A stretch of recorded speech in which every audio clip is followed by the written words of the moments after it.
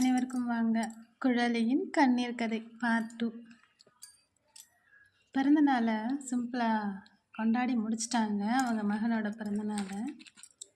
அந்த குழந்தை அவ்வளோ அழகாக இருக்கும். அந்த குழலியை பற்றி நான் சொல்லவே இல்லைல்ல உங்களுக்கு.